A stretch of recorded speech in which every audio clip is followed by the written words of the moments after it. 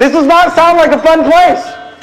I mean, it's a place of fire where you're being burned alive. It's a place of not getting rest. So notice that in hell you've got these creatures. Nothing like we have here on earth. I mean, they're locusts, but they've got the shapes of their bodies are like horses. They've got tails like scorpions. They've got faces like men, hair like women. They've got wings that sound like the running of chariots and horses. I mean, these are some gruesome, frightful creatures in hell. What are they doing? Tormenting people. What are they doing? Punishing people. Why? I mean, get this in your mind. Get the idea of what hell is like. Hell is a place where people are bound. Hell is a place where there's no rest day or night. Hell is a place where people are burnt alive. Hell is a place where God has these beasts and these creatures that are tormenting people. Hell is a place where their worm dieth not, where you're covered in these worms. It's a place of torment. It's not a good place. Today, you've got proud, arrogant people who say, oh, well, I'm just going to go to hell and have fun with my buddies. I'm just going to go to hell and drink it up with my buddies. I'm just going to go to hell. You know, I don't want to go to heaven. It's going to be boring up there. I'd rather go to hell and have fun. That's where all my friends are going to be at. Listen to me. Hell is a place of torment. No one's going to be happy in hell. No one's going to be partying in hell. No one's going to be enjoying their time in hell. There's a reality, there's a place called hell, and God describes it for us. And He describes it for us in detail. Why? Because you know what? Some you need to have compassion for, and some you need to save with fear. Amen. Pulling them out of the fire. When we read the story of this man, this was a real man who actually lived on this earth, and he died. And the Bible says, in hell, he lifted up his eyes.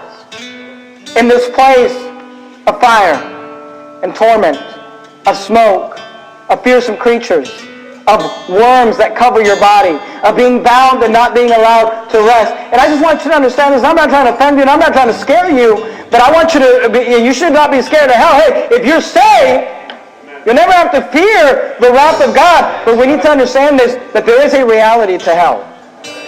Hell is a real place. Hell is an actual place where people actually go. It's a place of torment. I'd like you to notice secondly in the story, the first thing we saw is the reality of hell. Notice secondly, if you're writing down notes, you can write this as the second point. We see the request for soul winners.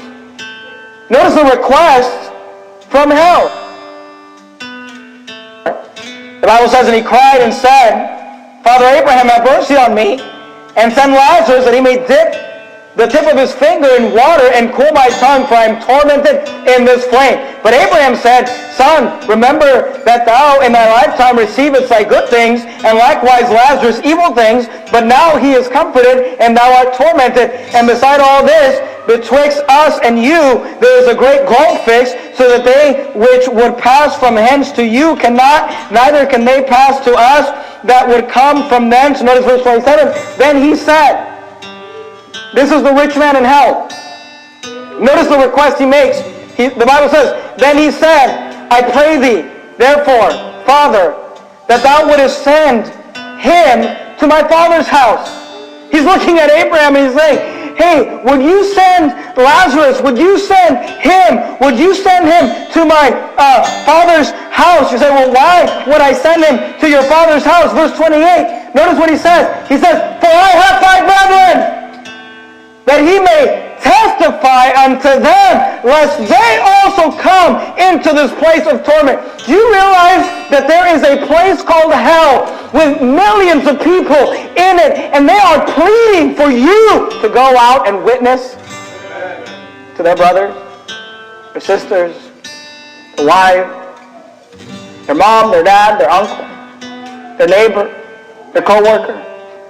You say, why is this story in the Bible? Well, I think it's partly in there to show us the reality of hell, but I think it's also to show us the request of soul winners. This rich man, he says, look, if it's too late for me, look, if you can't get me out of here, look, if you can't bring someone to me, if you can't give me any sort of help, will you at least help? Will you at least go? Would you at least, he says, I have 5 brethren, that he may testify unto